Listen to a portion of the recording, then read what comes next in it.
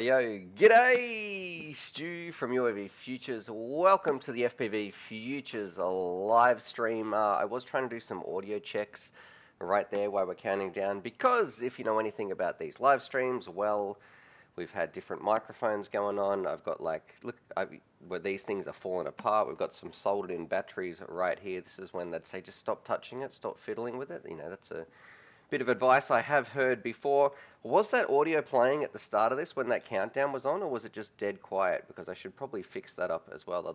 Let me know if you can hear that in the chat.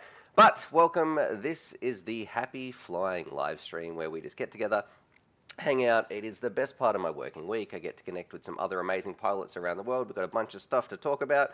Let's see who is in the chat. Let me know if you are here. I can see we got Kiz. He's saying, hey, y'all. So there we go. We got Kiz as well. Drunken Bullet, the legend, tuning in as well. Nice FPV is in here as always. We've got Stickman Steve in the chat. So he's been stuck at work. Hopefully he's going to be getting home soon because we have a lot of fun things to fly that I can't wait to talk about. And Nice FPV is saying the music was playing. Yeah, we heard you, but it was quiet compared to the music. So my voice was quiet compared to the music. Is that what was happening? So yeah, all those little things will help. Maybe I need to start we did talk about it a little bit, like a bit of a headset microphone fund or something one day. Like I do have an actual microphone here. I don't know if this is going to get into the shot, but when I tried to use it, it didn't go to plan. It kind of bugged me just a little bit. We got Nemo. He's saying, "G'day, Stu. I wish I knew how to say your lettuce BP3. I don't even know how to say that, but to fly FPV. Thanks so much for tuning in, man. It's great to always see you in here with your support as well. We got Mike jumping into the chat. What is coming up on the show today? Well, it might be a little bit shorter than usual because I do have to take care of some things because my kid's actually home from school today. It's just like a public holiday where we are. So, yeah, I'm sort of on borrowed time today. But we're going to be doing a bit of a mental health check-in. Mental health is something that's really important to me, and I think it's really important to just be open and honest and chatting about that as well, and that's why this is called Happy Flying. I have this to show you, and you definitely want to see this. Like, we've heard about the hype for this drone before. Look what I've been testing, and Stickman Steve is going to be very excited if he's watching this as well, because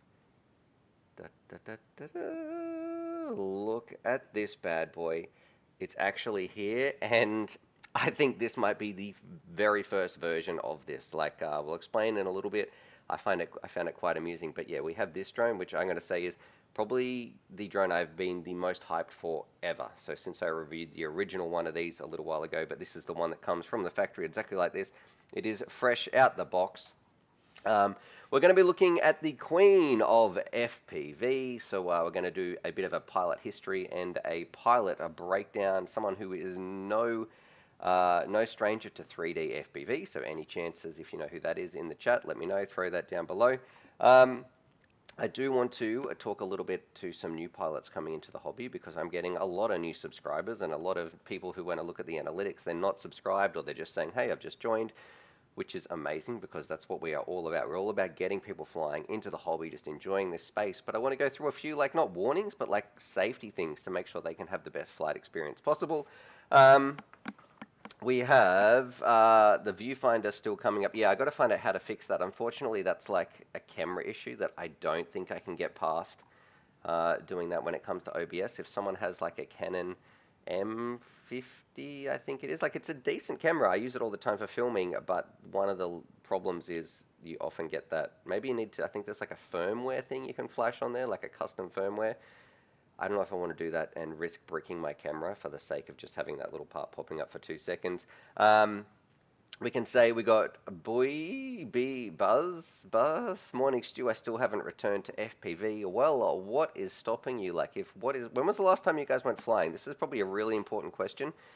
Put that in the comments right now. When was the last time you just went and ripped some packs? And if not, what is stopping you? I understand like weather, but if there is something that is not the weather that's stopping you, that might be a really good way that I can help get people back into the air, because it's really like one of the most amazing hobbies. For me, the last time I went flying was this morning. Like, I woke up. And even after 10 years being in the hobby, I went downstairs and I was like, oh, I'm just going to charge these packs, and I wanted to just test some little things out. And I was like, yeah, I'm just going to rip this around the front yard. So sorry to the neighbors that sort of heard me doing a little bit of flying and having a little bit of fun. But yeah, that was about 7 o'clock this morning that I woke up, went downstairs, and just ripped a couple of packs just to have a good time.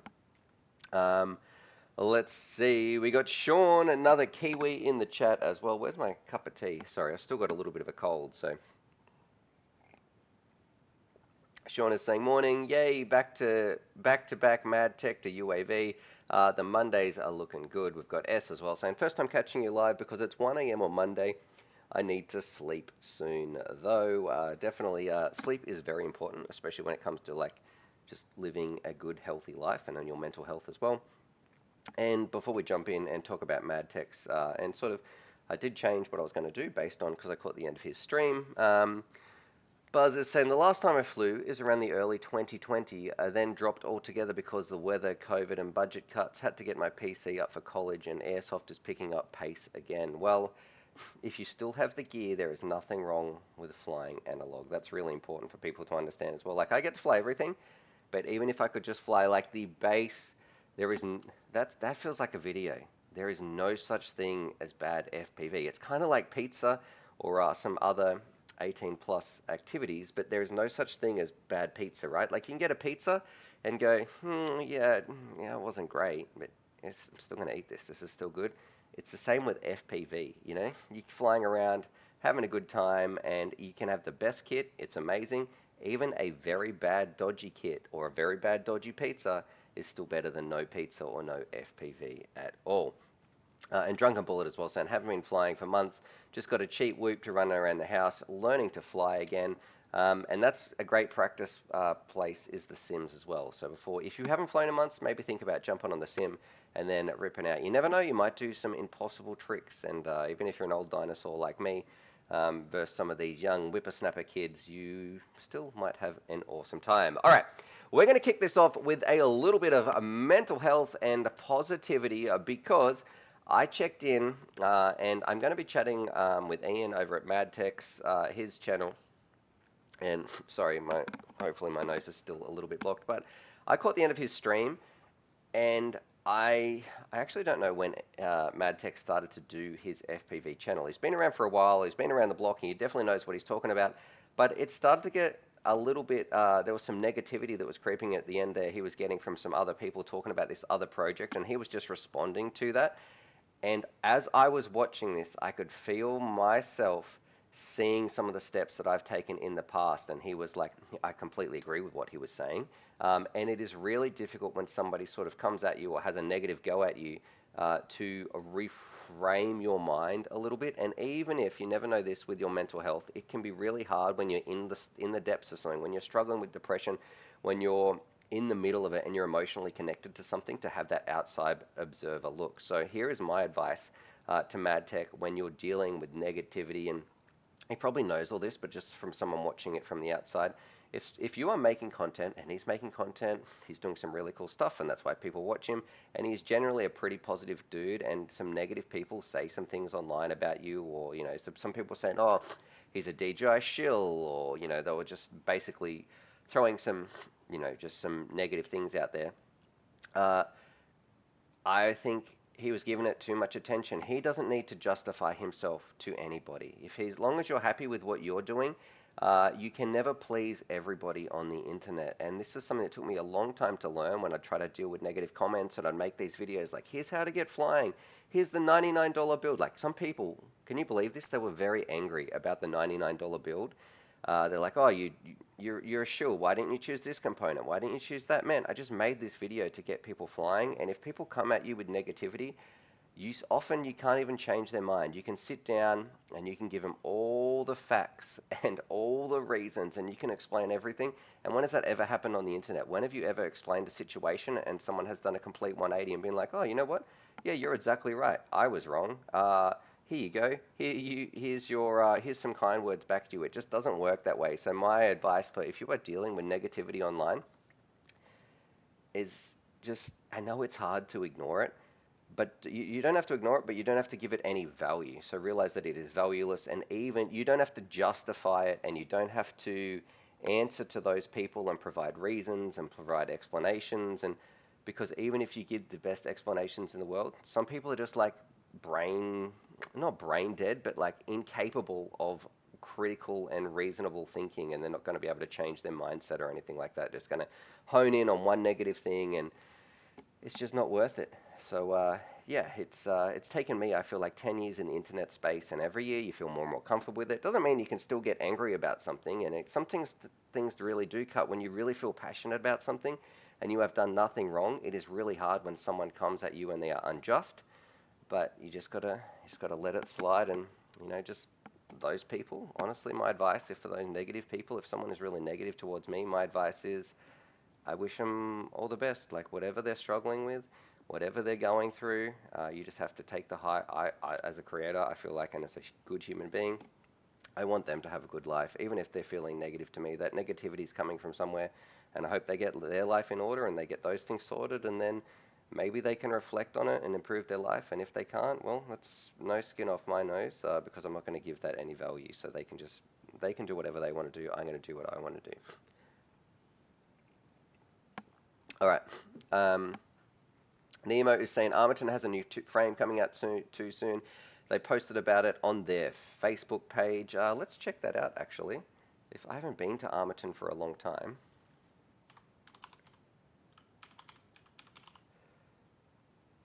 I wonder if it's going to be in their product page. I don't really want to go to Facebook.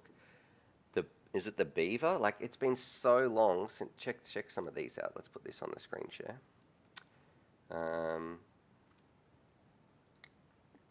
Let's have a look. It can't be this, right? This isn't it, right? Is this the new one? Stiffer, Stronger, Smarter, the Beaver. What do we got? For those of you who don't know as well, Armattan has been around for a long time. I do know, though, I think this is common knowledge, that this company was sold, so it's not owned by the original Armattan creator, which is Chris, who was an absolute legend. Like, he made some of the coolest drones ever. I worked with him. He's been in the hobby for a long time. He just loves flying. But I don't know if he's involved in Armattan anymore. Cliff is saying, finding a good thumbnail guy is the key to life. Yeah. Yeah, and getting one in the same time zone as you as well. We got Johnny DRC, someone saying he's everywhere in the chat as well. And let's have a look. Thanks, Stu. They only posted it on Facebook. It is not the Beaver. Do I have to join their Facebook group to try to find it?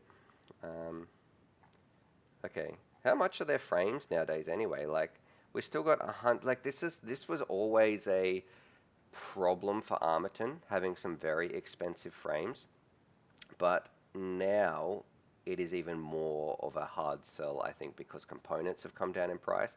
Frames have definitely dropped in price. Like when Armattan first launched, we still had things like the Blackout Mini 250 wasn't too fresh off the production line, and that was about $250. So coming down to something like, an $80 frame didn't seem as bad, but in 2024, I had to check what that was. It was, I guess, it's a little bit more pricey, so for what you're getting. I do really like Armattan frames. We got Ronnie Young. He sent it through US $20 there, so that is a huge super chat. We'll put that maybe towards a mic fund or something like that. So thank you very much there, my friends. Check this out.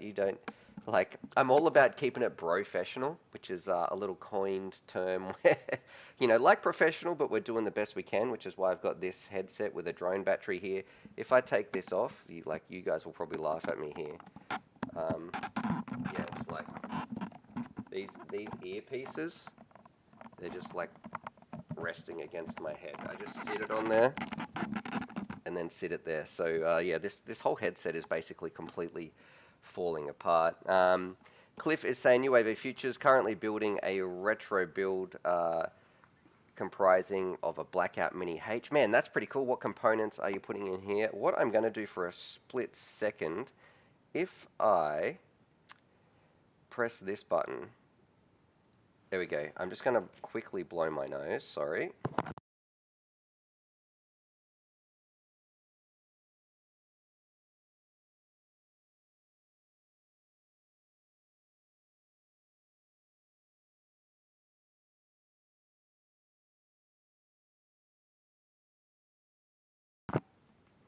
Hachu. And we're back. So yeah, sorry about that. Still got a little bit of a cold.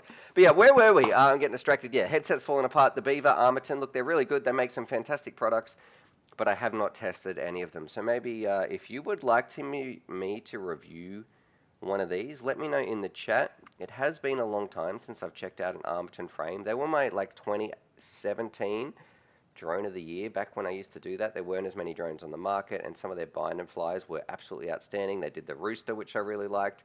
I think what was it called? Was it called the Chameleon? Armattan Chameleon? That feels like what it might be. That was probably my favorite one. Them, and also Catalyst Machine Works. Neil over at Catalyst Machine Works made some really cool stuff. I believe they're sold as well. I'm going to jump over here. Press this button. Let's see. Nice FPV is saying he loves a robust beaver, so obviously he's going to give his a beating. We have Johnny DRC's laughing. Hey Stu, I bought the ERA frame for $124. What's the ERA frame? Can you link that? I wonder if you can put that in the chat or let me know what I should be looking at. And Cliff says he is going to be putting in a NAS 32. Attempting to keep it period correct as much as I can, save for the crossfire receiver I'll throw in. Now I think I even have one of those. We spoke about this. There's a good old NAS right here. I don't even know if they're supported anymore. So do they have Betaflight targets for an old? I don't even think they do F1 boards. So your firmware is going to be quite interesting when we look at that. Yeah. All right, let me show you this right here. This is what we're moving on. I want to talk about. So thank you very much for putting that in the Armattan chat. If we need to review that, that might be a cool option. I can definitely look at that. We've got some custom standoffs and things it looks like there. But I want to show you this product right here. Now I have shown it to you before.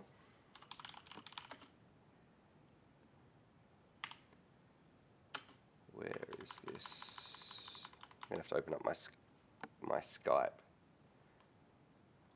That's where I've got the link.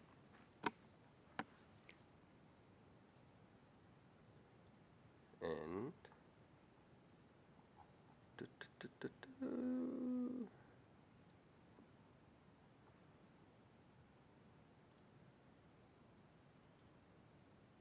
all right.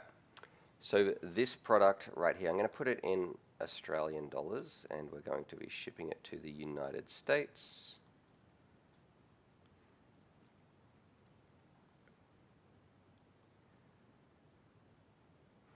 This has to be one of the most hyped drones that I've never been more excited for than this right here. This, for anybody who hasn't seen it before, is the YMZ FPV, the Lightning 2. So we did a little bit of the Lightning 1. It was one of the most popular videos I did last year. It had over 100k views. It was an absolute screamer. I converted it to digital, which made it my all-time favorite drone. So then I did a video about Project UAV, which thanks very much YouTube. No one saw that because that video absolutely bombed, but it was my own fault. The thumbnail sucked, blah, blah, blah, blah, blah. But essentially, I put digital inside that. Now, whether they were watching my video or whether they had this same sort of idea in their mind, we have this bad boy right here. And we have spoken a little bit about it on the stream and saying, look, this hype for this thing is going to be out of control. And I'm happy to say, after we have one, and I have flown this thing around, and I have tested this in real life, it's not perfect. There are some things I would like to change, but they're very easy to fix. So straight off the bat, I think they missed an opportunity when it comes to the antenna that I've got on here. I love that they've put an external receiver in here. That is an absolute plus. But I want an external, not a ceramic antenna. I want like a little, like a, what do you call those? Like an RP1 antenna. Basically not the little ceramic one. I actually want an antenna dongle hanging off this thing, just so I can trust it a little bit more, get a little bit range. I've had no dropouts or anything like that in my testing, but it is an absolute beast. Like, it is very close to perfect, and the couple of the mods that I can do, it's going to make so many people happy when you're flying this. So if you have a walk snail system, this is just going to be an absolute dream. I've got some footage to show you as well, like a quick little rip I did this morning. You will notice this version that you're seeing right here, this is just the one board version. I was actually quite interested in how they were going to fit in the frame, like with the new canopy on the top. That looks like they've designed it enough, because I had an awful lot of trouble trying to fit in my original Lightning to put in the walk snail system, but it's very neat and very tidy. I think you don't have to press anything. You still got plenty of clearance when you're doing this, even with the receiver in the top as well. Let me show you some of this footage. And oh, this was really funny actually. Okay, so if I open this up and we put this across to here, is my mic still working, guys? Too? Check. Let me double check that audio. We've got here someone saying I prefer micros and just purchased walk snail. You're gonna love this. So a little drone like this. Look, here's more my fishing drone, fishing stuff. Fishing stuff everywhere, actually. That's something some people might not know about me. I have been enjoying a little bit of fishing in recent years. So this is like 7 o'clock this morning. I'm out here. The dog, he was getting ready, and it had been pouring rain as well the night before. So this is the very first pack that I want to show you. And this is also the DVR that was streamed back. So it does record on board, but this is the DVR that was streamed back. And for a tiny little drone, really gives me the feeling of like I'm flying a much bigger craft. I don't know what it is. It's like the perfect combination between the motors, the props. Let me know what you think about this, and like, would you realize that this is a tiny little micro? It just feels great on the sticks. I've got it mixed in with a little 550 milliamp hour battery, which I don't know where one of those has gone right now. I think I thought about doing a trippy spin with this, but I wasn't quite ready to push it to its limits before doing some more testing. I want to give Stickman Steve a go as well. But yeah, so would you guys like a drone like this? Because it's honestly, I think out of everything, a micro drone of this size is exactly what I want to have. Like, if this is all I could ever fly again, this is it. This is it, mixed with the pocket and some of those box goggles. I never need another drone again. And I can't believe that I'm actually saying that for a drone like this. That's it. And we got it. What is the actual final price? So an analog version should be much cheaper, and that would be with a different VTX board. So don't buy the analog one thinking that they're maybe going to convert it, because it does make it more difficult, because it will have an inbuilt VTX that you've got to desolder. It's a bit of a pain. It's not as nice as maybe like one like this would be my option. How much is this? Oh, is that more expensive? Without a camera and a VTX. So camera and VTX are $15 more. Okay, but this way you're not going to have, see, the problem is if you have this, your VTX is going to be running on analog as well. Then when you try to put in a digital one, it's going to be running at the same time. So you're sort of going to be having a bit of a headache. If you've got your own system, I think this one is an absolute steal. And then, of course, on ELRS, so we should be getting some fantastic range. The only two things I would change actually on my little impressions and mucking around with this a little bit, like I mentioned. One, I want a different receiver in there. Like, I still like the ELRS. I like that it's an external receiver. It's not built into the board, but I want to swap out the ceramic one for an actual antenna one.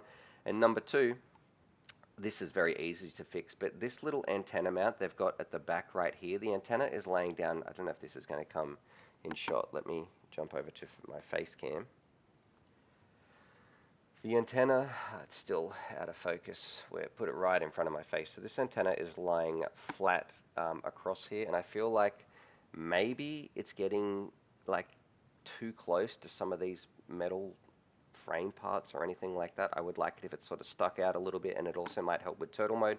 And the final little part, you have this section at the back, and for a couple of extra grams, I think you could put on a really bright LED on the back, which would make it amazing if you're racing around and trying to catch somebody with one of these. So I don't know.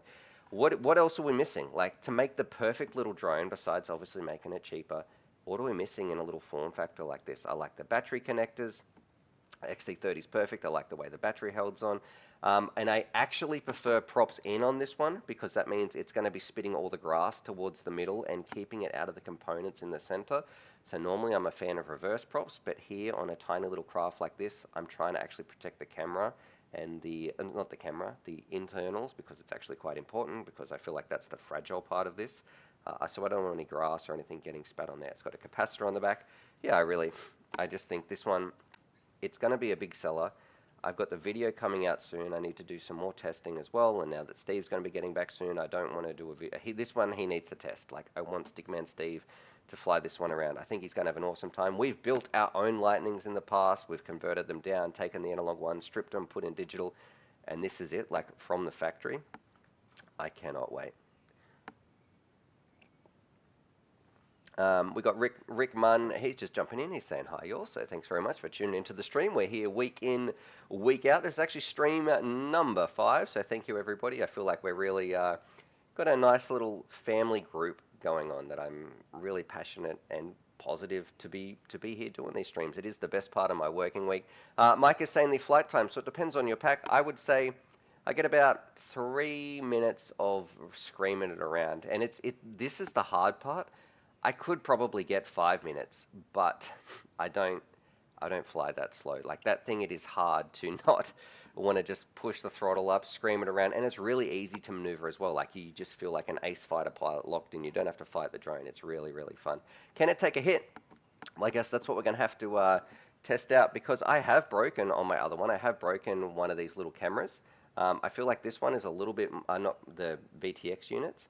I feel like this one is a little bit more protected. It's not quite hanging out the frame as much as in the original ones, but we will put it through its paces. The original Lightning analog one, though, I did smash into a wooden fence at full speed, or a 2x4 piece of timber, and it just, I don't think I even bent a prop. I was ready to, I was with Raven as well. We were able to rip that round and have a good time.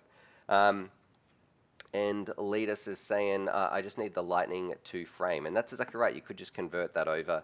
Or I guess, I don't even know if they sell those ones separately. Or if you want to get one without the camera or the VTX. Nice FPV is saying, get Stickman Steve to send it into a tree again. Okay, we might have to test it. You let me know in the chat, like, what do I do if it's my favorite drone that I've ever flown, and I really like it, because I really like the Lightning one. This one, like, even in the couple of flights I've had, it is still heaps of fun. I don't know if, I don't want to purposely smash it, right? I'm not sure. It makes me feel a little bit sad. It's like, I don't know, your child. Let's see. Someone's talking about Rubik's cubes, so we got some cube tubers as well. Here. Maybe there actually is an FPV trick called the Rubik's Cube, but I have no idea how to do that. Maybe that's something I need to practice on the sim. Okay, let's move on from the Lightning. This week, often I like to go back and look at some OG times of FPV, talk about some really influential pilots, and here is a bit of a blast from the past, but also someone who has stayed current. They were in it at the start, they've paved their own way, they do some amazing stuff. And we are talking about the Queen of FPV, or Queen of 3D FPV, I should say more specifically, and check this out. So, like always, if I go over here, let's find out, where am I? Now, hopefully this doesn't make my computer freeze. If I open this up, and let's see, can you guess who it's going to be?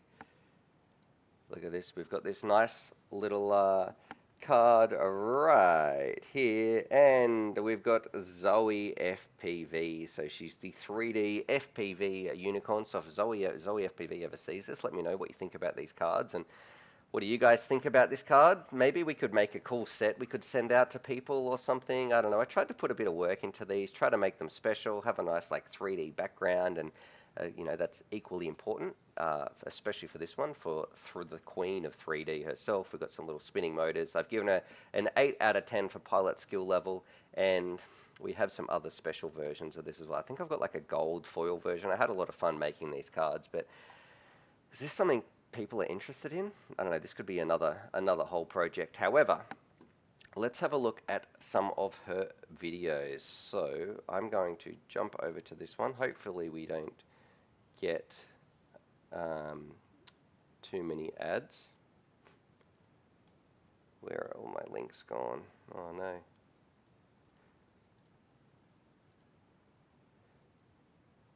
So here's what Zoe looks like now. I've got an ad for Big W, if anybody knows what that is. It looks like I'm getting comfortable crawling baby clothes. So I don't know if my wife isn't telling me something. Alright, let's put this over here.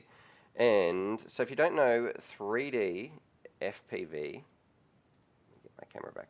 Yeah, 3D FPV is like where you can make the prop spin in the reverse direction, so you can literally hover this way or hover this way. It can really mess with your mind. You have your like throttle in the middle.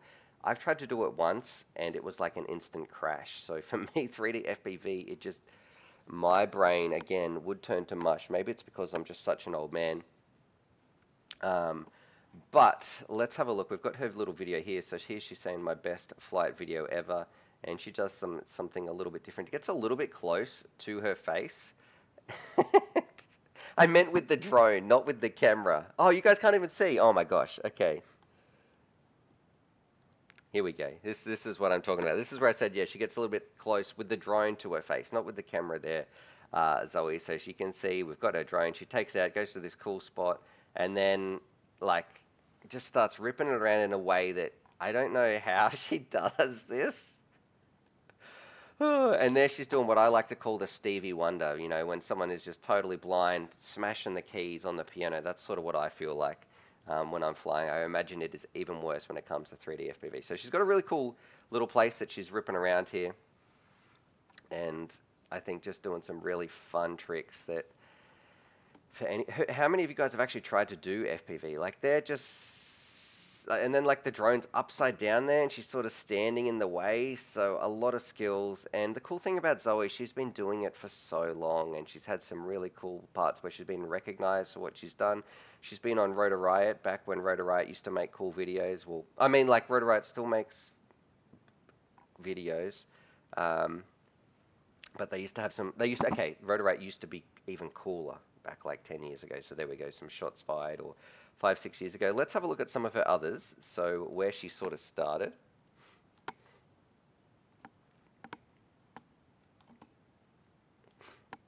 And here we go, talking about expensive drones in the past. Like the Mini Quad Club. So that frame there, look at that, that would have been really expensive. So this is sort of, probably the camera wasn't even tilted up right here. Look at this, this is 9 years ago. That's definitely going back. I don't know, is the sound, I'm trying to mute this sound as well. Let me know, was the sound coming through on some of these, because I don't want to get any copyright strikes or anything like that. So you can see Zoe's was still 9 years ago. I would say this is sort of pushing some of the drones as well as they can. Like a gap like that, trying to go between those trees 9 years ago, it was like, man, look at me. I'm an ace fighter pilot. Look at those skills. So this is obviously before 3D FPV, before she was doing some crazy mind-bending tricks. But yeah, still having a blast, having some fun. And then we've got some videos like this of the lady where I'm getting another ad for another kid's toy. Man, what is going on here? So some newcomers into the hobby, you might not know this, and I'm hoping I don't get a copyright strike. I don't think they'd be vindictive like this. I don't know what Rotor Riot's like now, but they used to be really cool back in the day. Look at this. This is OG Steel, and he was in there. We had Tommy and Umagod. We had Sharpoo as well. Man, you guys really missed out. There was a special time in history when FPV was like this, I don't know, it's still magical, but there was like something so raw and honest about it. And before things had become so commercialized and the content people were making. So here we go. Here's Zoe FPV, and I think she's sort of explaining her first time when she's going to do some 3D action right here when she cruises around. And look, this is 8 years ago as well, so a long time ago. She's been in the hobby for a long time. We even got Chad Kappa in there. And this is when Rotor Riot, yeah, did some really, really cool stuff. I wonder who's flying this one. This looks like a different pilot. And then I don't know if Tommy tries to do 3D FPV. It's cool to see a lot of these people still in the hobby as well, because the people who were here, they made this not because it was a business or like a revenue source. This was like them just loving flying. Like that was what was so good about it. It was just like this raw passion for this amazing hobby, and that brought people together. And I think that's something that unfortunately actually is a little bit missing in today's FPV community. I feel like I don't know, there was like maybe you let me know in the comments if you think FPV was different then to it is now. But yeah, it's still it's still amazing, but there was like just this small special time, ultra special beginning when no one knew what this hobby really was and those sorts of things, and a lot of people haven't run. There we go. Tommy's trying his first FPV time. We got even final glide as well. He was the first ever drone championship winner. That was like in 2015. Steele's recording on just like a single GoPro on a stick. So yeah, super cool. Okay. And they're all just smiling, having a good time. That's what we love. Like that's what FPV is all about, and I think that's just something that we should not lose sight of. You know, so we shouldn't just focus on selling drones to the military and other things like that. Just improving people's lives and having a wicked time. Look, we're flying around. They've got the Tyrannus X9D. Everyone's on analog, so you can tune into each other's flights. Just trying to help people. Double A is saying it was way different. Yeah, just a cool time. But what I'm losing sight of, it was Zoe FPV. So a huge shout out to her. She's been in the hobby for a long time. She's had some struggles, and she keeps coming back with amazing stuff. And hats off to her. She's been here. She's an OG. That's why I made that card of her spinning around the queen of 3D FPV, the 3D unicorn. So yeah, hats off to you, Zoe. Hopefully you like this card. Spent a little bit of time making it, and I think it looks really, really cool. So yeah, just shout out to you. And if we've got some other people in the chat, you've got some love to share and things like that, please throw that in the comments as well. So Double A is saying it was way different. Cliff is saying one of the things I liked about the hobby is how much conversation starter it is in the park because so many members of the public still haven't seen anything like that before. Yeah, you're right. Like if you go to the park okay, here's a great example. If you go somewhere and my wife might be talking to one of her friends or something, and oh, my husband does some stuff with drones, and she laughs now because I used to get it all the time, but now she even understands that, like, they're like, oh yeah, those big white things, like, do they do filming? Do they do photography? Like, what do they do with them? And when you explain, no one knows what an FPV drone is, and when you throw the goggles on their face and just, it's really, really fun, and that's why we do it, right? Like, if I had to fly filming drones all day, there is no way I could do that. I don't know how people make DJI videos about like Mavics and Phantoms, like, like, unless you're into photography, okay, but it's just so boring to me. Like, I don't know, like, sorry if you're a photographer. I will look at them like, oh yeah, that's cool, but what next? Like, I need that bit of adrenaline rush. I need to go and do something. Just having this big hovering drone that's doing nothing but looking at something, it'd be like great. It's like going on an aeroplane, right? It is cool when you first look out the window and you're like, oh my gosh, I remember the first time I went on a plane. I think I was like 20 years old or something before I'd been overseas or been on a plane, and I'm looking out the window. I'm like, wow, look at all this stuff I can see. Now, if you're on a plane, you're like, I just want to go to sleep, or will someone stop my kid? Please be quiet. Okay, you can. We need to get an iPad each next time, or whatever you're going to argue about. But yeah, when you first try it, it's a lot of fun. FPV is different though. Screaming around, racing through trees, chasing your friends, doing tricks, like exploring new places. FPV for me, FPV drones don't get old. Um, all right. Johnny D is saying she's the queen of X class. Yeah, do they even still do X class anymore? I don't know if that's a thing. Man, a lot of how do I get this knowledge out for people that don't? I guess that's kind of what I'm doing, but a lot of people don't know, and a lot of newcomers won't know what it was like back in the day, and some of the fashions or fads and the things that came through FPV. We had this entire, and it almost took off thanks to Catalyst Machine Works. I think the biggest limitation was that it was expensive. We had a big racing scene that was like X-class drones. So they were huge, like a foot or two wide. They looked and sounded amazing, but unfortunately it wasn't accessible to everybody because it was just a lot more expensive. The components were expensive, the ESCs were a lot more expensive, the batteries, the frames. They made a lot more damage when they crashed. So X-class racing never took off.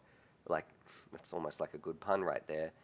It it would be amazing if it did, but it just could never compete with the cheaper micro stuff, you know. And that's why whoop racing is so much fun, and because we need it to be accessible, and especially at this level, like the hobby is nowhere near, like, think of how big car racing is and how many people are into cars. Maybe if we had as many people into cars, into drones as well, then you could have X class. But at the moment, that that seems like that's never going to be a reality. So I'm just glad that we still have whoop racing as well. Johnny D says, I'm still flying through the trees. Double A saying X-Class is non-existent. Yeah, imagine having an X-Class race today. I think Catalyst Machine Works was the only really one pushing it, and they did a great job for the resources and the limitations that they had. The AU Nationals still do X-Class races. Oh, I didn't know that. All right. How many people race in that? I've never even seen an in-person X-Class race. The retailers we have also sell other stuff as FPV alone is not enough to keep them running. Yeah, that's a great example as well. So if I look at even just people flying normal FPV drones, 5 inches or micros, a lot of them I know. So two in Australia that I'm going to mention right now. I think, I thought I had a Rising Sun shirt on. I've actually got a long range Flying to the Moon TBS shirt on, which is one of my favorite TBS shirts that I have. But yeah, Rising Sun, I think they sell stuff in Australia, and they supplement it with like board games or Warhammery sort of stuff or something. I don't know, like that hobby that I don't know too much about. And then we've got Phaser FPV in Australia. He sells an awful lot of stuff on his side as well, but that is also supplemented with like computer stuff and 3D printing. So yeah, FPV is a hard market where the audience is not that large as well, like versus something like cars. All right. Ofax is saying, I don't know how shops have done it for so long in the USA. And well, I feel like the advantage there in the USA is like, oh, can you hear that? That's one of my batteries charging in the background. Or the smoke alarm. Please let me know in the chat if like my house is on fire behind me. Just put it in the chat. Be like, oh, Stuart, go get the fire extinguisher. All right. Yeah, the big thing in the US, the way that stores can do it, it's because they have like the the the most population of FPV pilots is in America. There is the most spare cash for hobbies in America versus other places around the world. Um, Nice FPV saying, yo, I literally just had a cold call from a Warhammer distributor. Okay. Um, all right, it's fire. Everything is fine. So yeah, thank you very much. I'll grab that fire extinguisher right now. Okie dokie. What I want to talk about, talking about batteries actually. This is going out to newcomers. So a lot of new people in the hobby. What do you do? Like this is a really important one. If you are new to the hobby, you are new to FPV, or you want to know how to charge drone batteries safely or charge lipos safely in 2024, please watch this because it is simple, it is quick, but I have seen house fires caused by lipos. It is not pretty. Do not make some mistakes. You know, just 5 minutes of your time could potentially save your life and an awful lot of property and damage and things like that. So if we have, here's one I prepared earlier, your battery, there's a couple of things we need to look at. So first, we're going to be talking about lipos because they're arguably the most volatile thing and the most common battery that is used in RC components. So right here, we can see that this is a 2.2 amp hour battery. And on here, it's got a little tick for 3S, or a lot of them will just use their voltage. So it'll say like 11 volts, or a 16 one might say 14 volts. It depends if it's going to be full charged or like mid charged on how they do it. But usually it'll be like a 2, 3, or 4S setting. Now that is really important because they are the most important factors when it comes to how should you charge your, where is my charger? How should you charge your battery? You don't need to know too much more other than the voltage and the amp hours to safely do that. So when you open up your radio, when you turn on your charger, you plug it in. You always select balance charge because with 9 times out of 10 you are flying around with a balanced lead, and that means that the individual cells in here are all going to be balanced correctly and proportionally to each other. You plug it in, and for this one, for example, it's a 3S backpack, 3S LiPo, so we would choose 3S on our charger. That part's simple enough, but the amount of amps you put in is also important. And the best rule of thumb is that this is 2.2 amp hours, so I set my charger to 2.2 amps. Like that's how simple it is. If I have a little battery like this, for example, this is you can see this is a 2S. It's got 2 cells in there, so or 2 cells in series, which is why it's called a 2S. I would choose 2S on my charger. I would choose LiPo, and then let me know in the chat what would we charge this at, because this says 550, but this is 550 milliamp hours, which is like half an amp hour, so I would charge it at 0.5 of an amp or 0.6 of an amp, because 550 is sort of in between those. So it is really, really easy to charge your batteries correctly. I'd recommend getting a good charger. I will link some down below, but that can save your life. Now, another one, of course, always charge it in a safe place. And when your batteries are going to catch fire, there is 3 times that you are at the highest risk of that happening. You can get a battery bag like this, which, look, really can save you. If you're extra paranoid about it, I often take these all the time. They're a great place to store my lipos and those sorts of things. And your battery is 9 times out of 10 going to catch into flames when you are charging it. So that's when you need to be really careful. The other time is if, of course, if it's damaged, or if you are just absolutely screaming it and punishing and destroying a battery, like flying it around as fast as you can. It is a low quality battery with a low discharge rate. That's when you can draw too much current out from the battery. But 9 times out of 10, I would say batteries will catch on fire during the charging process, whether that be overcharging, a faulty charger, or mismatched cells as well. So if the way you check that, you put this into a battery checker, and for example, your LiPo will say it'll give you 3 readouts because this is a 3S battery. So it'll say the first one is 3.4 volts, 3.5 volts, 3.4 volts. That's okay. You can put that in. The balance charge will bring it all up to 4.2 volts per cell. If one cell in here says like 2.7 and another one says 4.2, that disparity between the 2 cells is when you really need to be on high alert, and you need to match those two voltages as well together. Give me 2 seconds. I'm just going to blow my nose again right here so I can talk properly. Let's see if I turn off this one and mute myself.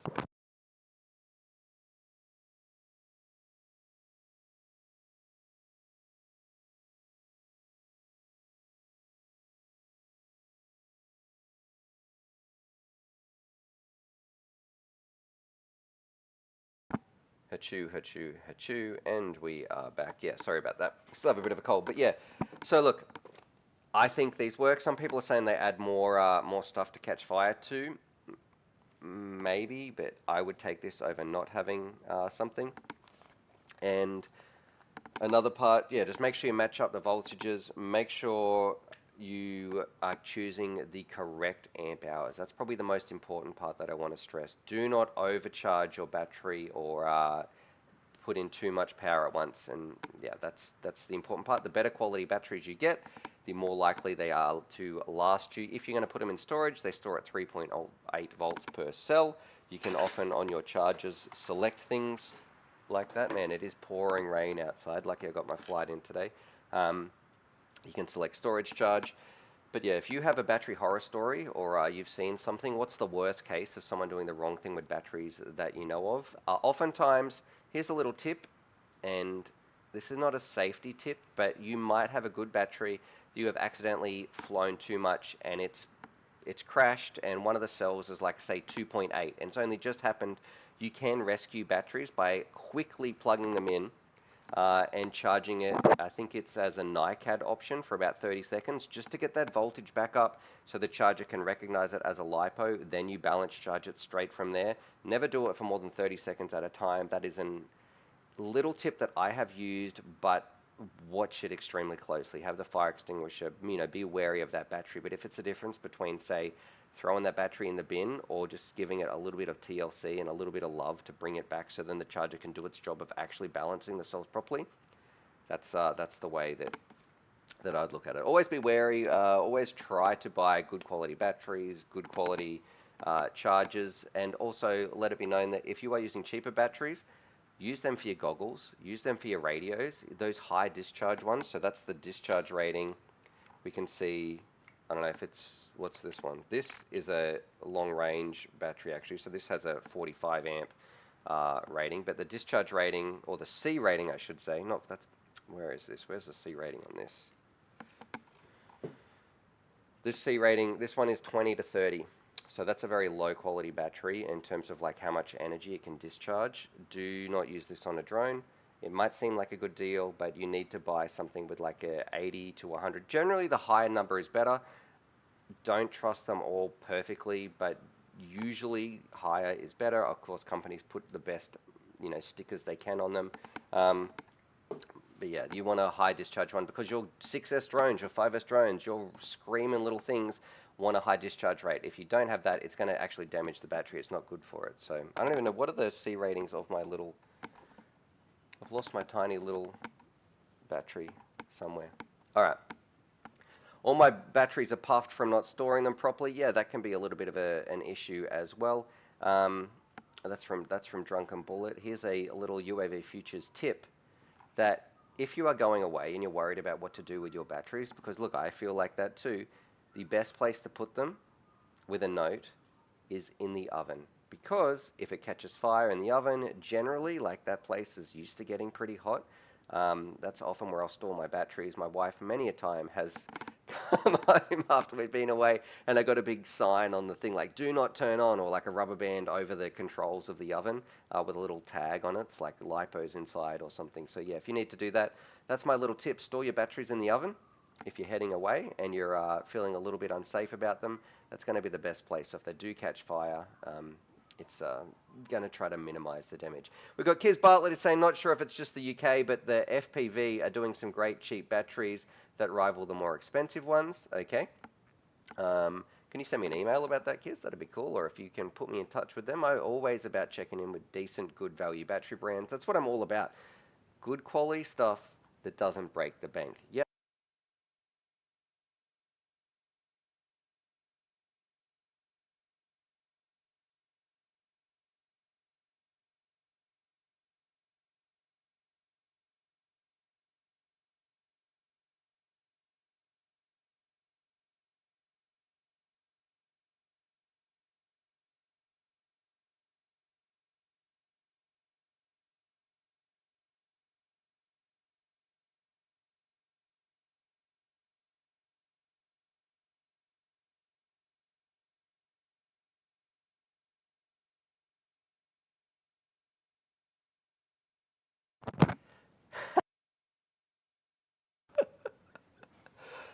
Oh, there we go. I was just talking about how I'm just a guy with FPV who loves FPV flying around in the park. So thank you very much. China Hobby Line Black are my cheap go-to batteries. I don't know how much is one of those in US dollars for like say a 6S pack.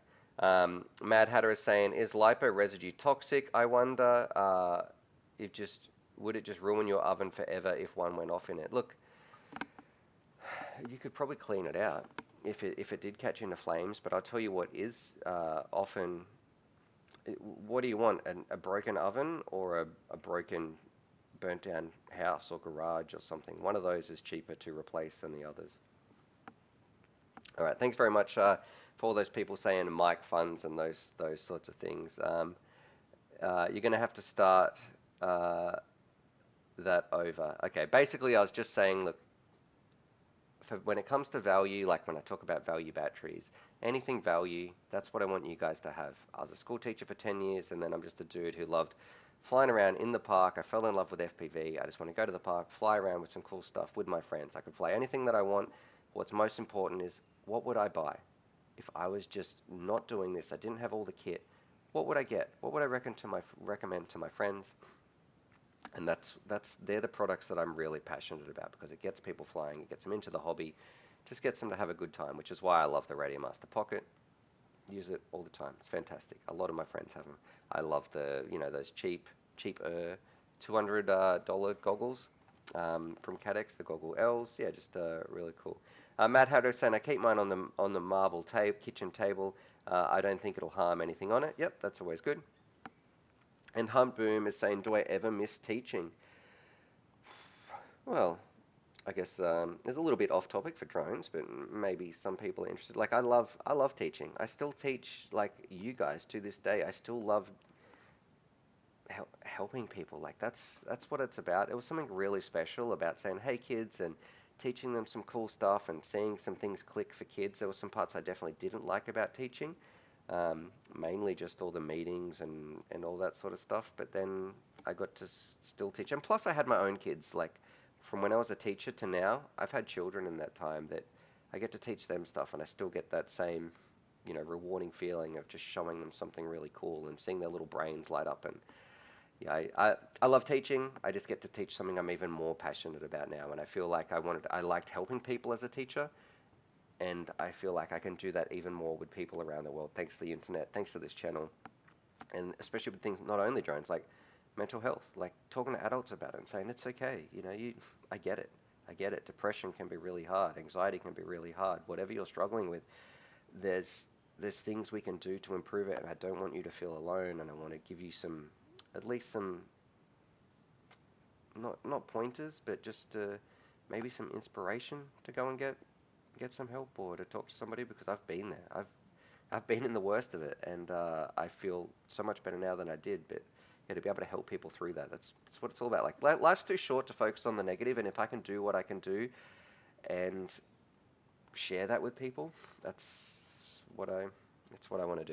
That's why I can do this too. Like this is like 9, 10 years I've been doing drones. I've been doing FPV. I've been doing YouTube. Like I couldn't do that, and a lot of people are saying, "Oh, I've seen comments like, oh, I'm sick of this guy just faking his passion for FPV or faking that enthusiasm." Man, if I was faking this, I would be done. I would be cooked so many years ago. There is no way I could be this excited about these stupid little flying blenders as I could be. Like still, like I love them. You just can't fake it after 10 years. I think the cracks would show. And yeah, I'm a complete FPV nut and addict. All right, let's have a look. What are people saying? Someone's saying I think it's called Someone bro is saying I keep my old sketchy lipos in an old brick barbecue outside. Fantastic, as long as it's waterproof. Two Fly FPV saying teachers have the best job. My mother taught computer science. I don't know about the best job. It's definitely a cool job with cool moments, but like anything, it can get ruined by meetings and bureaucracy and that sort of stuff. It was just nice to have connections with people, to change people's lives. Like also too, something people might not know. Like there's different types of teachers out there.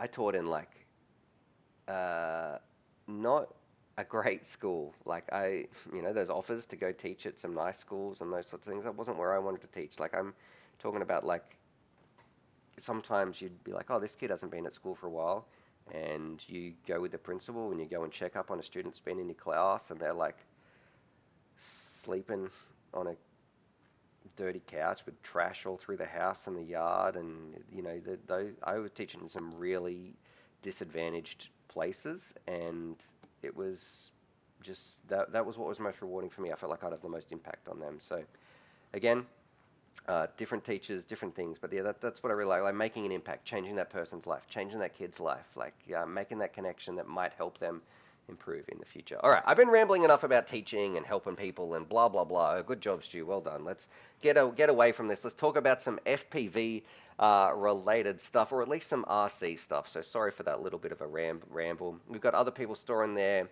batteries in some cases as well. Some ammo cases. Man, I just looked at the time. I can't believe I've been going for an hour on this. This has gone way too quick. Okay, it is time for our weekly best RC videos and RC fails. I've got some absolute bangers for you today. You are going to enjoy this. Check some of these out. Let's see. We have, and I need to make sure that I can mute a lot of these because I didn't. Let's have a look. Mute site. Now this one's called Raw Mountain should be an Olympic sport. I left a word out there. You can read that yourself if you'd like to, if you're so inclined. So Raw Mountain should be an Olympic sport. This was posted on Reddit a couple of days ago, and we're just going to kick it off with an amazing flight. This looks so cool. If we jump in here, it's a 17-second video. If you've got some great ones too, the link's going to be down below. Let's click play on this bad boy. Alright, so we're just like, yeah, I just thought this was amazing. Cruising down through here. I don't know how his RF signal is still staying there, so unless he's right at the bottom in this little gap, it's just super cool video, super close. This is something that only FPV drones can do. It's crazy too, like the energy expenditure of this drone cruising down here is probably so little, versus going up at least.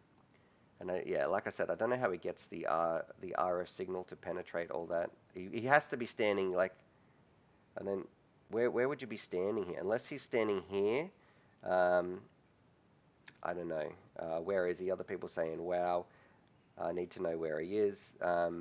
Don't need a constant line of sight to get a good connection. How'd they do it? Yeah, look, you don't need a constant line of sight, but you need to at least have the signal to have some way to get to you. It can penetrate some things, but like rock and earth is the worst thing that you can possibly try to get your signal through. So I'd say he's out there somewhere near those roads.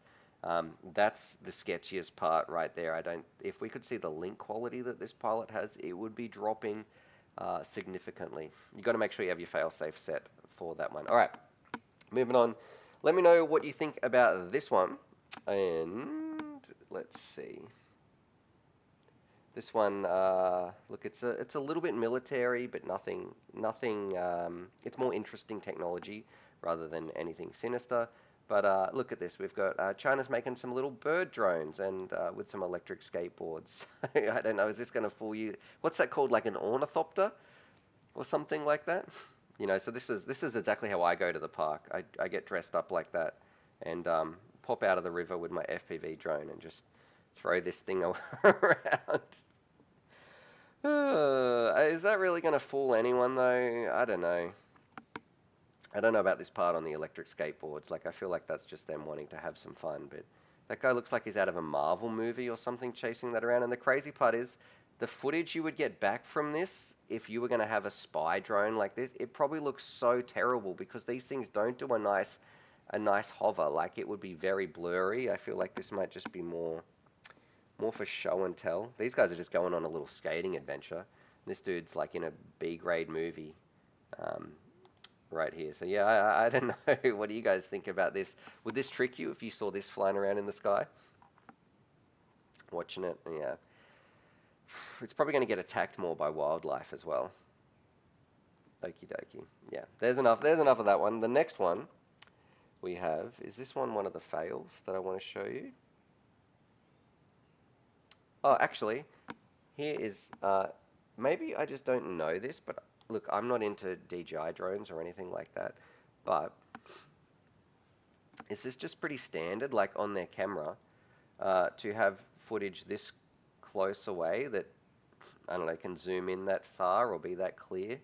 I did think that was kind of impressive, just I thought it was noteworthy to say that, look, I get it, filming photography drones can be cool, but that zoom level between here and there, I just think it looks kind of nice. It looks like a bit of a screensaver on your computer or something. Um, let's say, what are people saying? Very neat, more silly than fun when talking about those planes as well. There's some really cool ornithopters. I have flown an ornithopter before, talking about those little drone ones. Right, I think this one is one of the fails. Oh yes. This one's great. Okay, and I am sorry to say, look, this one was posted, I think this was posted yesterday, and I was like, okay, I have to show this on stream. My quad survived, my quad survived water, what now?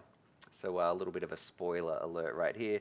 Here's this guy, I think he's flying a Radium Master Pocket. He looks like he's got some cool gear. He's going to do a nice little flip hand launch. That might be with the Go Film 20 or something. Oh, we've done some little flips. Oh, yep. And we're in the fountain right here, and the camera cuts. I like a bit of a mad. Unplug the battery. Unplug the battery. What are you doing? Oh, what is that drone? I've flown one of those. I've got one of those. If you know that in the chat. Yeah, so there we go. Whoever this is, congratulations. This video probably did make me laugh the most this week. I feel sorry for you. I like how it said my drone is okay. Never do stupid stuff near water with drones because 9 times out of 10 it is always going to go into the pond, into the fountain. When I flew my Lightning this morning, I cursed myself when I was coming in for a landing because I thought, you know what? The dog's water bucket is still out and I haven't put it away, and then I became like super paranoid about crashing into it. It's the Parvo Pic 20. Okay. All right. Let's see. A ton of layers. You need a huge amount of conformal coating on there. He's got lots of money to try that. Well, I don't know what this person has lots of money. I don't know who that is, or it's just something stupid Stupid to do. But look, lesson learned. You're not going to do that again. Looks like he's having a good time. He's got some other FPV pilots there as well. We've got the Tango 2. So yeah, cool little community. We've got crews flying around. Did you unplug it underwater? Did unplugging it underwater help? And that's a really good question. I'm going to say yes. If you take it out, I would say, I don't know scientifically, but I thought it was quite clever just to unplug it the way that it is rather than take it out and then maybe the water that was conducting something to somewhere else is away and you've only got some water over some parts of the components on the board. Well, it's going to be a lot worse. So yeah, I think that might help. I hide my cat's water dish when they're whooping about. That's from Para91111. And Matt Hatter said, I saw one where a friend of world-class racer was hand launching off his racing drones and gave it a little twist that made him crash. And he was like, why'd you do that? Yeah, that was last week's video, brother. We showed that last week. That was MCK doing that one. Yeah, that was an interesting one as well. Okay, moving on. The next one we have, just all about some banger FPV flights. So this one is from Yoshi. He's made a ton of videos. This one is a little bit older, but it's just like talking about the best RC videos of the week. Just a bando sunset screaming around, and it's not just one trick. This really shows this pilot's skills of like being able to master your environment. The lines look really effortless, and I don't know how many times he smashed or crashed or how well he knows this place. Even that little gap there, it's just yeah, I thought awesome flight that you guys would appreciate as well. We've got some other people saying wow. I forgot where I saw it. It was on Instagram. And Cliff is saying the water unplugging thing is very unlikely to matter. The water has more resistance than the connection, so the electricity will likely stick to the internal circuits rather than trying to go through the water. Yeah, but it can't hurt, right? I think you're not doing anything worse by unplugging it underwater. Alrighty, we have this one. Now this one is a fail.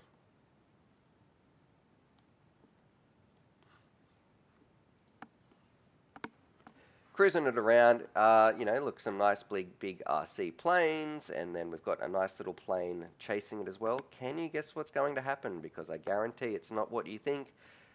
Because I was like, yeah, they're going to crash into each other. Something's going to happen. It was not this. Cruising around. Shout out to the cameraman.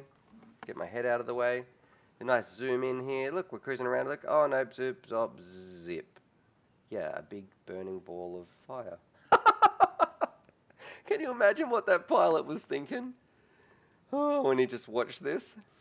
Like, crashing alone is bad enough, and then just to have that huge arc of electricity and smoke and fire. Whew.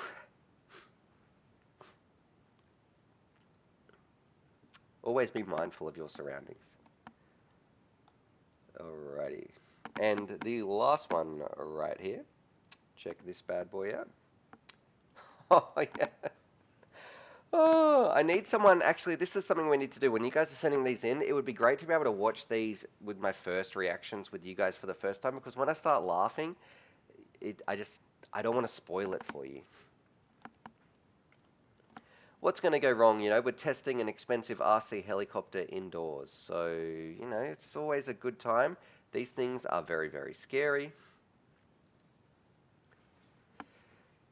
Okay, going to do a little bit of flights. Looks like we've got a couple of things in the background as well. And then, oh, nope. Better shut that down. This is insane. Drones are scary enough as it is, and even I feel worried about flying a drone around inside, or at least testing. You know, when you get one ready, you don't want to go outside, but you want to do a test hover, so you put it in the kitchen and stand on the other side of the room. To want to fly one of these indoors is ridiculous. Now, thankfully, that was a plastic bag and not an animal that got sucked into this, but you can see how quickly that could have ended in disaster. So looks like we've got some others in the shelf. I wonder what he's thinking now. We've got some other RC things. He's very, very lucky that this didn't cut someone's leg off. Or yeah, two flyers saying those will take your head off. Yeah, I think that actually happened. That's happened with these, with people spectating. Unfortunately, we've had some big issues so with these with decapitations. But yeah, lesson learned. Don't fly these indoors. One time I had a small disaster actually with a little drone like this. Um, I was given this thing full throttle. For the life of me, I could not understand why my little drone wasn't taking off. Everything was setting up. The motors were spinning correctly. The props were on the correct way.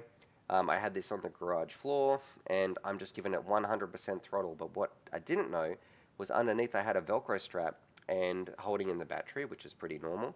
That had stuck to the carpet. And so as soon as my Velcro strap broke free from the carpet and it just had enough force to do that, it was 100% full throttle into the ceiling. So then we had 4 little holes in the ceiling um, where I smashed my drone into the roof. So that's absolutely scared me. And that's with a small drone like this, let alone a monster like that. So yeah, pretty spooky stuff. Just don't fly your drones inside. Don't do test hovers inside. That's the best piece of advice I can give you. The only drone you should be flying inside really is a Whoop, or if you're doing it for filming, make sure you've checked your drone previously. All right, the final part I need to talk about, we're going to be talking about DIY FPV. If you don't know what DIY FPV is, it's like the one-stop shop for everything drone related, where we're going to have like a builder. We're going to having like a social world function. You can meet up with as many pilots as you want and find some really cool spaces and places around the world. It's like a huge social place, and also we're going to have like a catalog so you can find your exact product, and then you can put it into like listings of where it's closest to you, where it's got it in stock, which place has it in cheaper, where's shipping, a whole bunch of features like that, and import them into builds and do build guides. And I know people like we've unveiled a lot of features recently, and I like to keep you guys updated. And really, the update this week is we've just been like grinding it out. We're not talking about new features or anything this week because we've just been working on like refining it, working on it, like working on that code, working on that website. I don't want to do, we're not promising 100 new features and everything like that every week because it's important to us that we make cool stuff, and that comes through hard work. Like we've been working our absolute butts off to do this and to get a really cool website out to you guys. So yeah, that's what we've been doing. That's what I like to report back to you guys on what we've been working on DIY FPV. Thank you to all those people who have signed up. We've had a heap of support. You guys have always been so positive. Let me know like if you've got some things to say about it in the chat, please let me know, because it's always encouraging too. Sometimes when you're going through those meetings or you see those comments and you think, oh, people believe in this, because I believe in it. But I'm on the inside. I'm building this from someone who is. I'm a pilot that loves FPV, but you users have some great suggestions as well, and some great ideas, and just really, really cool feedback. So it's so positive and so like motivating to keep seeing you guys are believing in the same vision as well. We're reaching out to some people and um, getting some more people on the team, and people who can help with stuff, and people who have. I still do have to write back to some of the emails I've got sent to, like the joining the DIY FPV team, for people who want to be testers and they've got some ideas and those sorts of things. So those emails are coming out soon.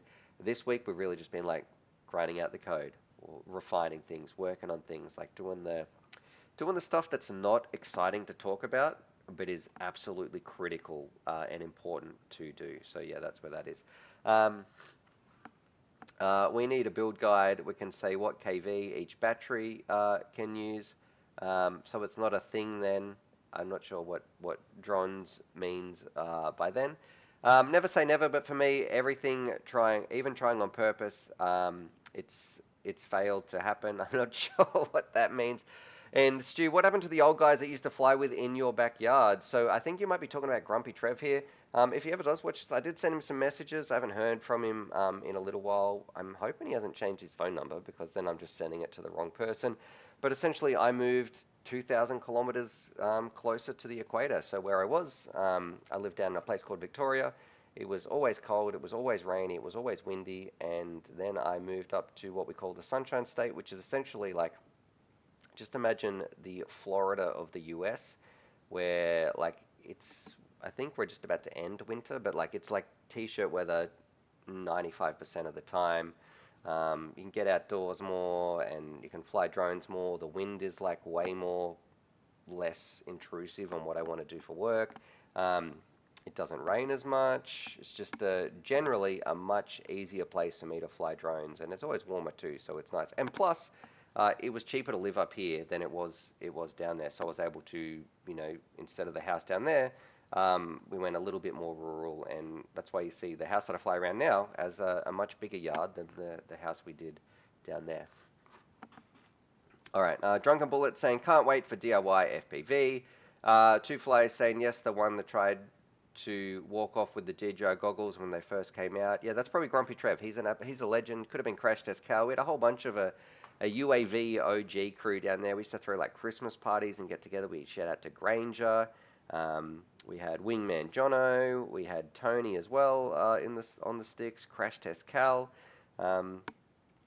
Let's see. Bro saying Queensland's the best. And Mike, with the last comment we're going to read today, probably before I duck out. I didn't realize it's 11:20. This is gone way. I thought this would be a short stream, guys. Seriously, thank you for all you do for the contributions to the community. One day I'll justify the expense to join. So thank you very much there. I am going to put some, this is for the Patreons, I'm going to put some like Steam keys and those sorts of things. I'll put some Steam keys after as well for some sims on once this stream ends. If you need a sim, they should be out there. But yeah, thanks so much, guys, for tuning in. I hope you had a fantastic time. This is the best part of my working week. I hope you've been appreciating the videos that we've been doing.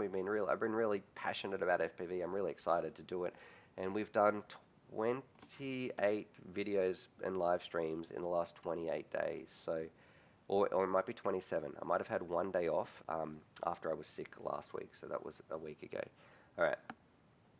Last time it was Melbourne, it was over 40 degrees all week. That must have been one of the rare times that happened down there. And it's $5 and $10. I think 2Fly FPV is talking about like the Patreon. Yeah, man, if that would be a great goal for me. If you watch this, you appreciate what I do, you appreciate all the videos I've been doing, you enjoy being part of the live stream, and you would like to maybe think, you know what, Stu, I might sign up to your Patreon. I appreciate what you're doing. I like FPV. I'd like to help you support and do this on the channel. That $2 really does make a difference. So if you're on the fence about thinking about that, you're watching this, you're listening to this, and you're thinking, you know what, okay, I'll help you do what you want to do. Even for a month, see if you like it, and then you don't want to do it anymore. It makes a huge difference to sort of the livelihood and what we can do on this channel. So yeah, thank you very much. Okay, nice FPV saying so much content. Yeah, man, we've been having a lot. We got Nuke FPV saying yes, please. He'd love a sim key. All right, we'll get some of those out. Good stream, Stu. You should put a PayPal in your description. Happy flying, my dude. That's not a terrible idea for people who would like to support in some other ways if they don't want to use YouTube or something like that. Yeah, but other than that, look, subscribe for more FPV-related content. I'm glad we only had one mic issue this time. I'm still going to try and fix up these headphones, or maybe we'll have to start some things. So this, look, it's like all falling apart and that sort of stuff. We can try and fix some of those mic situations. I know I need to, like, I want to refine the stream. And it is nice to have bells and whistles and, like, things that pop up and put some goals on, but I just like making content. I like connecting with you guys. So that's why everything here is like, this is secondary, you guys are primary. That's like that's sort of how I feel about this. I'll get round to it. All right. Okay. Have a great time. I gotta go find these kids and call my wife up and find out what they're up to so I can look after them. Have an awesome time. It was fantastic to see you guys here. You guys really have made my working week. It's the best part of my week, connecting with you. Heaps of content coming. If you want to Steam sim key, check back on like this video in like an hour or two. I'll find one and put some down below. Find a couple actually. And as always, happy flying.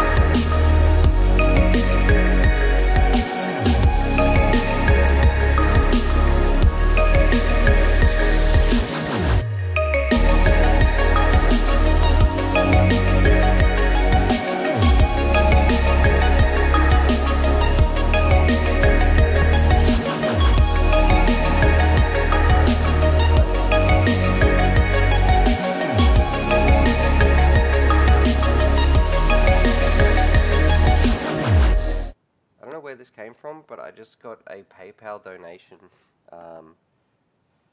Yeah, so from Ridley.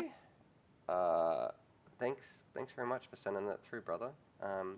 If you are in the chat, or if you are watching this, or maybe it was coincidental, it was from somewhere else. But yeah, I just want to say thank you. So I appreciate that. Little shout out there, because my PayPal's not even in this stream, so I don't know. But yeah, thank you very much, man. That's absolutely massive. So cheers. Plus, here we go. Here's another bonus song.